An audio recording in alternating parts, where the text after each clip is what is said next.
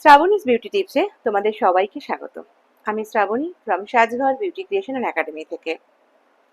খুব ব্রণ হচ্ছে মুখে, কি করবে বুঝতে পারছো না। দেখো, আগে দেখবে যে স্কিনটা খুব অয়েলি কিনা, সেটা দিকে খেয়াল রাখবে।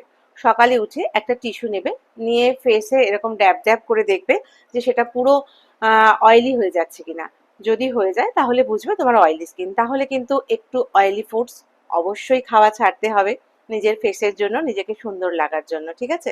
আর কি করবে, ডেলি চন্দন নেবে, চন্দন পাতা যেটা আমরা বাটি, ডাস্টটা না নেওয়ার চেষ্টাই করবে, আমি বলবো ওটা দরকার নেই। যদি যতটাই পারো বেটে যদি লাগাতে পারো সব থেকে ভালো কাজ হবে, ঠিক আছে?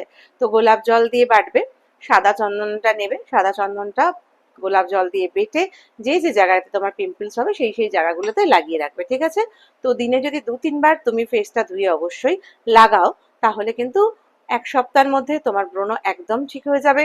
যদি 4-5 বারও লাগাতে পারো, দেখবে কোনো ফাংশন রয়েছে, খুব টেনশন করছো যে কি করব বুঝতে পারছো না, তাহলে কিন্তু 4-5 বারও যদি লাগাও 2-3 দিনের মধ্যেই কিন্তু ব্রণগুলো চলে যাবে। আবারও বলি যে অয়েলি ফুডস কিন্তু একটু খাওয়া ছাড়তে হবে। আর কি, মাথায় খুশকি আছে কিনা সেটা কিন্তু একটু খেয়াল রাখতে হবে। অনেক সময় কি হয়, মাথায় যদি আমাদের ড্যান্ড্রাফ থাকে, খুশকি থাকে, তাহলেও কিন্তু তার এফেক্টটা স্কিনে দেখা যায়।